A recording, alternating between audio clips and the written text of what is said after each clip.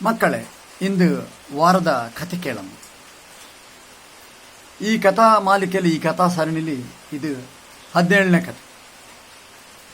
ಈ ಕಥೆ ಒಂದು ನರಿ ಮತ್ತೊಂದು ಸಿಂಹ ಮತ್ತೆ ಒಂದು ಬಾಯಿ ಬಾರದ ಒಂದು ಮೂಗ ಗುಹೆಗೆ ಸಂಬಂಧಪಟ್ಟ ಒಂದು ಕತೆ. ಒಂದು ಕಡೆ ಭಾರಿ ದೊಡ್ಡ ಕಾಡಿತ್ತು. ಅದು ಎಷ್ಟು ದೊಡ್ಡ ಕಾಡು ತರ್ರೆ ಆ ಕಾಡ್ಲಿ ಭಾರಿ ದೊಡ್ಡ ದೊಡ್ಡ ಮರಂಗಿದ್ದು. ಆ ಕಾಡಿನ ಅಡಿಭಾಗ ಪೂರ್ತಿ ಬಲ್ಲೆ ತುಂಬಿಕೊಂಡಿತ್ತು. ಹಾಗಾಗಿ ಪ್ರಾಣಿಗಳ ಬಿಟ್ರೆ ಮತ್ತೆ ನರಮನುಷ್ಯರು ಕೂಡ ಯಾರು ಕೂಡ ಒಂದು ಹೋಕೆ ಬೊತ್ತದ ಒಂದು ಕಾಡು. ಆ ಕಾಡ್ಲಿ ಭಾರಿ ಪ್ರಾಣಿಗಿದ್ದವು.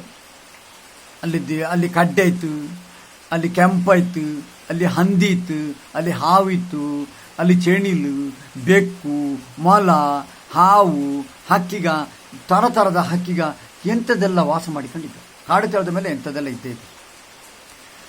ನೀವು ಗೊತ್ತಿರು, ಕಾಡು ತೆಳೆದ ಮೇಲೆ ಕಾಡಿಗೆ ರಾಜ ಯಾಗೋಳು ಸಿಂಹ ಅಂತ. ಆ ಕಾಡ್ಲಿ ಒಂದು ಸಿಂಹ ಇತ್ತು. ಸಿಂಹ ಅದರ ಯೌವನಲ್ಲಿ, ಅದರ ಹುಡುಗ ಪ್ರಾಯಲಿ ಭಾರಿ ಲಾಯ್ಕೆಯಲ್ಲಿ ಬೇಟೆ ಮಾಡ್ತಿತ್ತು. ಅದಕ್ಕೆ ಎಷ್ಟು ಬೇಕು, ಅದರ ಹೊಟ್ಟೆಗೆ ಎಷ್ಟು ಬೇಕು ಅದು ತಿಂದು ಭಾರಿ ಸುಖಲಿ. ಕಾಲ ಕಳೆದಂಗೆ ಆ ಸಿಂಹ ಕೂಡ ಅದಕ್ಕೂ ಪ್ರಾಯ ಅದೆ. ಆ ಪ್ರಾಯದ ಅದರ ಹಲ್ಲಿಗೆಲ್ಲ ಬಿದ್ದೋದೆ. ಅದಕ್ಕೆ ಭಾರಿ ಸ್ಪೀಡ್, ಭಾರಿ ವೇಗಲಿ, ಭಾರಿ ಜೋರ್ಲಿ ಅದಕ್ಕೆ ಓಡಿಕೆಲ್ಲ ಆದಲು. ಭಾರಿ ಜೋರ್ಲಿ ಓಡಿಕೆ ಆದ್ಲೆ ಯಾವುದೇ ಸಣ್ಣ ಪ್ರಾಣಿ ಕಂಡ್ರು ಕೂಡ ಅದರ ಬೆರ್ಸಿ ಹಿಡಿಯೋಕ್ಕೆಲ್ಲ ಅದಕ್ಕೆ ಆತಿತ್ತು. ಅದಕ್ಕೆ ಭಾಳ ಒಮ್ಮೊಮ್ಮೆ ಊಟ ಇಲ್ಲದೆ ಅದು ಮಲ್ಗೋ ದಿನ ಕೂಡ ಇತ್ತು. ಹಿಂಗೆ ಇರ್ಕಾಕನ ಒಂದು ದಿನ ಅದಕ್ಕೆ ಒಂದು 2-3 ದಿನದಿಂದ ಅದಕ್ಕೆ ಏನು ತಿಂಬಕ್ಕೆ ಸಿಕ್ಕಿತೆ. ಅದು ಕಾಡ್ಲಿ ನಡ್ಕೊಂಡು ಹೋಗ್ಕೊಂಡಿರ್ಕನ ಆ ಕಾಡಿನ ಒಂದು ಕಡೆಯಲ್ಲಿ, ಒಂದು ಮೂಲೆಯಲ್ಲಿ ಒಂದು ದೊಡ್ಡ ಗುಹೆ ಕಂಡது. ಗುಹೆ ನೋಡಿದ ಕೂಡಲೇ ಸಿಂಹನ ಮನಸ್ಸಿಗೆ ಏನು ಬರ್ತಿದ್ದಾರೆ, ಈ ಗುಹೆ ತೆಳೆದ ಮೇಲೆ ಅಲ್ಲಿ ಯಾವ್ದಾದ್ರು ಒಂದು ಪ್ರಾಣಿಗ ಖಂಡಿತ ವಾಸ ಮಾಡಿಕೊಂಡು ಇದ್ದೇ ಇದ್ದೇವೆ. ಅವು ಕತ್ತಲಾಕನ ಖಂಡಿತ ಮನೆಗೆ ಬಾರದೆ ಖಂಡಿತ ಇರಿಕಿಲೆ. ಆ ಒಳಗೆ ಬಾಕನ ಅವರ ಹಿಡಿದಿತ್ತೇನೆ ಅಂತ ಇದರ ಮನಸ್ಸಿಗೆ ಬಾತು, ಒಂದು ಉಪಾಯ ಹಂಗೆ ಬಾತು ಮನಸ್ಸಿಗೆ. ಅದು ಏನು ಮಾಡ್ದೈತೀರ, ಸೀದಾ ಗುಹೆ ಒಳಗೆ ಹೋಗಿ ಮಲ್ಕೊಳ್ಳೋದು. ಮಧ್ಯಾಹ್ನ ಆತು, ಹಿಂಬತ್ತಿಂಬತ್ತಾಕನ ಅದಕ್ಕೆ ಅಂದಾಜದೆ, ಹಿಂಬತ್ತಿಂಬತ್ತಾಕನ ಇದೆಲ್ಲ ಪ್ರಾಣಿಗೆ ಭಾವ ಹೊತ್ತಲ್ಲ ತಿಳಿ, ಎದ್ದು ಕೂದನ ತಿಳಿ ಅದು ಎದ್ದು ಕುದ್ದದೆ. ಸುಮಾರು ಹೊತ್ತಾಕನ ಅಲ್ಲಿಗೆ ಆ ಗುಹೆಯಲ್ಲಿ ವಾಸ ಮಾಡಿಕೊಂಡಿದ್ದದು ಒಂದು ನರಿ.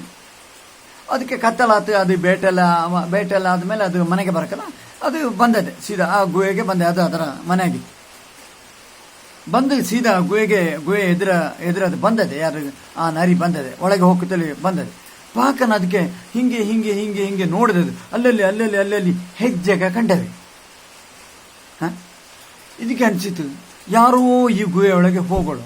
ಹೋದು ಮಾತ್ರ ಹಿಂದೆ ಬಂದದ್ದು ಒಂದು ಕಂಬದ್ಲೆ, ಹಿಂದೆ ಬಂದದ್ದು ಗುರ್ತಿನೇ ಇಲ್ಲೇ, ಹಿಂದೆ ಬಂದ ಹೆಜ್ಜೆನೇ ಕಂಬದ್ಲೆ. ಅಂದರೆ ಯಾರೋ ಒಬ್ಬ ಇದರ ಒಳಗೆ ಅಣ್ಕೊಂಡಿಟ್ಟು, ಇದು ನಾ ಸೀದಾ ಹೋದ್ರೆ ನಾ ಸಿಕ್ಕಿ ಹಾಕೊಂಬುದು ಖಂಡಿತ ಅಂತ ಅದರ ಮನಸ್ಸಿಗೆ ಬಂದದೆ. ಏನು ಮಾಡಿದೀಗ, ಒಳಗೆ ಹೋದರೆ ಖಂಡಿತ ಎಂತಾರಿದ್ದರೆ ನನ್ನ ಕೊಲ್ಲುದು ಖಂಡಿತ. ಏನು ಮಾಡುದು ಅಂತೇಳಿ ಅದು ಸುಮ್ಮನೆ ಗುಹೆದ ಹೊರಗೆ ಸುಮ್ಮನೆ ಹಿಂಗೆ ಕುದ್ದುಕೊಂಡು ಆಲೋಚನೆ ಮಾಡಿದೆ, ಎಂತ ಮಾಡುದು ಅಂತ. ಅಷ್ಟು ತಕ್ಕ ಒಮ್ಮೆಗೆ ಅದರ ತಲೆಗೆ ಒಂದು ಉಪಾಯ ಬಂದದೆ.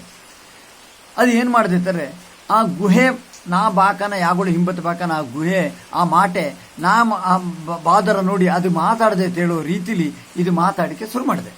ಹೋಗಿ ಆ ಗುಹೆನ ಎದುರು ನಿಂತು ಮಾತಾಡಕ್ಕೆ ಶುರು ಮಾಡಿದೆ. ಗುಹೆಣ ಏನು ನೀವು ಮಾತಾಡುದಿಲ್ಲ, ನಾ ಯಾಗಳು ಬಾಕನ ನೀವು ಬೇಗ ಬಂದರಿಯಾ, ಇಂದು ಏನಾರು ಸಿಕ್ಕಿತಾ, ಹೊಟ್ಟೆ ತುಂಬ ತಿಂದರಿಯಾ, ಖುಷಿಲಿ ಒಳರ ಹಿಂಗೆಲ್ಲ ಕೇಳ್ತಿದ್ದೆಲ್ಲ, ಹಿಂದೆ ಯಾಕೆ ನೀ ಮಾತಾಡುದಿಲ್ಲ, ಯಾಕೆ ಮಾತಾಡುದಿಲ್ಲ, ಬಾರ ಬೇಜಾರಲ್ಲಿ ಒಳ, ನೀ ಬೇಜಾರಲ್ಲಿದ್ದಂಗೆ ಕಂಡದೆ ಅಂತ ಹೇಳ್ದೆ. ಈ ಮಾತನ್ನ ಒಳಗೆ ಸಿಂಹ ಕೇಳ್ತಾ ಉಂಟು. ಸಿಂಹಕ್ಕೆ ಅಂದಾಜಾತು ಇದು ನರಿನ ಮನೆ ಅಂತ. ಅದು ಸುಮ್ಮನೆ ಕುದ ನೋಡ, ಬರಲಿ ಪುನಃ ಅಂತ. ಪುನಃ ಈ ನರಿ ಮಾತಾಡಿದೆ. ಗುಹೆಣ ಮಾತಾಡೆ, ಯಾಕೆ ನನ್ನ ಮೇಲೆ ಸಿಟ್ಟ ನಿಂಗೆ, ನೀ ಹಿಂಗೆ ಮಾತಾಡಿದ್ದೇ ಹಾಕಿಲ್ಲ, ನಂಗೆ ಬೇಜಾರದೆ. ನಾ ಮತ್ತೆ ನಿನ್ನ ಬಿಟ್ಟು ಅಲ್ಲಿಂದ ಬೇರೊಂದು ಕಡೆ ಗುಯಿಟ್ಟು ನಾ ಅಲ್ಲಿಗೋವೆ, ನಾ ಬಾಧೆಯಲ್ಲಿ ನಿತ್ತಕ್ಕೆ ಬಾಧೆಯಲ್ಲಿ ನಾ ಅಲ್ಲಿಗೋನೆ, ನಂಗೆ ನಾ ನಿನ್ನ ಮನೇಲೇ ಬೇಡ ನಂಗೆ ಅಂತೇಳಿ ಅದು ಭಾಳ ಬೇಜಾರಲ್ಲಿ ಮಾತಾಡ್ದಂಗೆಲ್ಲ ನಾರಿ ಮಾತಾಡಿದೆ. ಅಷ್ಟು ಕೇಳ್ಕೊಂಡಿದ್ದಾಕನ ಸಿಂಹ ಕಾತು, ಇದು ಈ ಗುಹೆ ಆಗೋಳು ಮಾತಾಡ್ದೆ ಕಂಡದೆ, ಇಂದು ನಾ ಇಲ್ಲಿ ಒಳ್ಳೆಯಲ್ಲ, ಅದಕ್ಕೆ ಅದು ಮಾತಾಡೋದಿಲ್ಲ.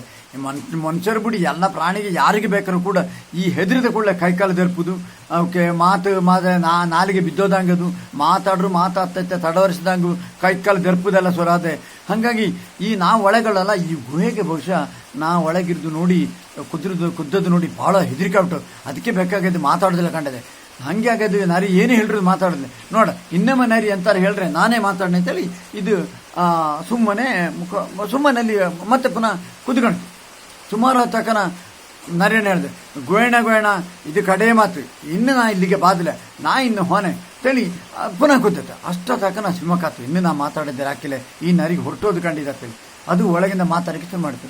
ಅಣ್ಣ ಬಂದರ್ಯಾ, ಇಂದು ಬೇಟೆ ಸಿಕ್ಕಿತಾ, ಹೊಟ್ಟೆ ತುಂಬ ತಿಂದರ್ಯಾ, ಭಾರಿ ಖುಷಿ ಆತಾ, ಬನ್ನಿ ಒಳಗೆ ಬನ್ನಿ, ಬೇಗ ಬನ್ನಿ, ಕತ್ತಲ ಹಾಕೊಂಡು ಬಾತು ಹೇಳಿ ಸಿಂಹ ಒಳಗಿಂದ ಮಾತಾಡ್ತು. ಅಷ್ಟೊತ್ತಕನ ನರಿಗೆ ಗೊತ್ತಾಯ್ತು, ಒಳಗೆ ಒಳದಿ ಬೇರೆ ಯಾರು ಅಲ್ಲ, ಸಿಂಹನೇ ಒಳಗುಟ್ಟು. ಒಳಗೆ ನಾ ಹುಕ್ಕತ, ಇಂದು ನನ್ನ ಕತೆ ಮುಗಿದು ಖಂಡಿತ, ನನ್ನ ಮಾಸ ಮಾಡಿದ್ದು ಖಂಡಿತ, ಇನ್ನು ಏನಾರು ಇಲ್ಲಿ ನಿತ್ತರ ಅಥವಾ ಒಳಗೆ ಹೋದರೆ ನಾನು ಸಾಯ್ದು ಖಂಡಿತ ಅಂತೇಳಿ ಅದು ಒಂದೇ ಒಟ್ಟಿಗೆ ಹಾರಿ ಒಂದೇ ಅಲ್ಲಿಂದ ಓಟ. ಮಕ್ಕಳೇ ಅವು ಓಡಿದ್ರಲ್ಲೇ ಆ ನರಿ ಎಲ್ಲೋ ಕಾಡು ಅದು ಆ ಕಾಡನ್ನು ಬಿಟ್ಟು ಇನ್ನೊಂದು ಕಾಡಿಗೆ ಗೊತ್ತು, ಆ ಬಲ್ಲೆಗಿಲ್ಲ ನೋಡ್ತಿಲ್ಲ, ಹಾರಿ ಬಿದ್ದು ಓಡಿಟ್ಟದ್ದು, ಆ ನಮೂನಿ ಓಡಿಟ್ಟದ್ದು ಹೆದರಿ. ಮಕ್ಕಳೇ ಇಲ್ಲಿ ತಿಳ್ಕೊಂಬ ವಿಷಯ ಏನಂತಾರೆ, ಒಮ್ಮೊಮ್ಮೆ ಭಾರಿ ನಾವಿಗೆ ಇಕ್ಕಟ್ಟಿನ ಪರಿಸ್ಥಿತಿಗೆ ಬಂದೆ ಏನು ಮಾಡೋಕೆ ಎಂಥದ್ದು ಗೊತ್ತಾಗಲಿಲ್ಲ. ಸುಮ್ಮನೆ ನಾವು ತಾಳ್ಮೇಲೆ ಒಂದು ಸ್ವಲ್ಪ ಹೊತ್ತು ಖುದ್ದು ಆಲೋಚನೆ ಮಾಡಬೇಕು. ಅಷ್ಟೊತ್ತಕನ ನಾವಿಗೆ ಏನಾದ್ರು ಒಂದು ಉಪಾಯ ಹೊಡೆದಿದೆ, ಮತ್ತೆ ಆ ಉಪಾಯನ ಬಳಸಿಕೊಂಡು ನಾವು ಆ ಕಷ್ಟದ ಸಂಕಟದ ಪಾರಕ್ಕೆ ಖಂಡಿತ ಸಾಧ್ಯ.